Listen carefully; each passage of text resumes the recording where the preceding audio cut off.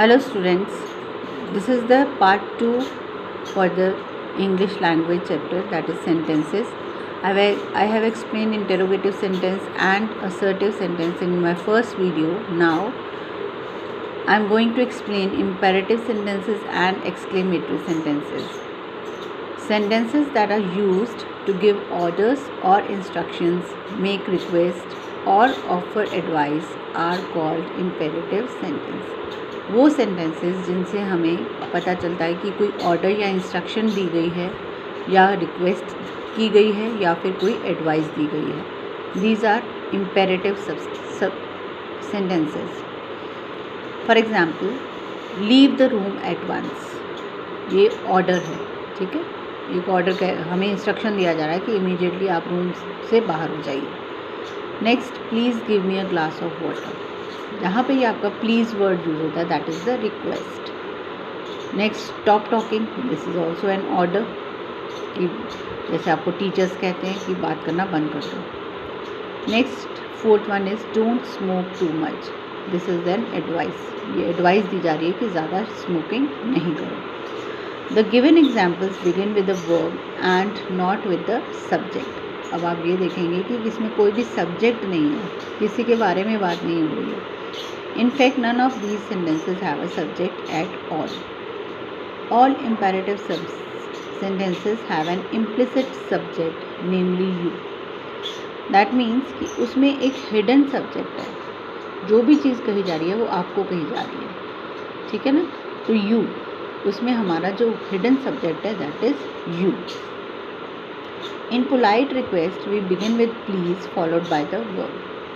और जो पोलाइट जिसमें रिक्वेस्ट की जाती है जिस भी सेंटेंस में, उसमें हम प्लीज़ से स्टार्ट करते हैं सेंटेंस को और उसके साथ ही हम अपना वर्ब जोड़ते हैं. लाइक आप in the second sentence, please give, please के साथ हमने क्या यूज़ किया, give. Give is a verb.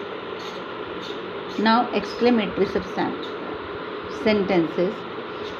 These sentences help us communicate feeling of surprise, admiration, appreciation, wonder and shock. अब इसमें हमारी कोई भी सडन फीलिंग्स किसी भी सिचुएशन को लेके आती हैं, वो चीज़ें इसमें डिस्क्राइब की जाती हैं. Like how beautiful the earth is. जैसे हमने किसी सीन को देखा अच्छा सा, तो हमने बोला वाओ, जैसे बोलते हैं ना बहुत चीज़ अच्छी लगी, तो उसको इस तरीके से भी कह सकते हैं, how beautiful the earth is, what a lovely painting it is, help, the thief is in the room, beware, the dog is strong. Beware मतलब संभल के रहो. and help in the third sentence mean मदद चाहिए. ठीक है. and exclamatory sentence ends with the exclamatory mark. ठीक है. now this is the practice time. First one, in the D, what you have to do is you have to change the declarative into exclamatory sentences.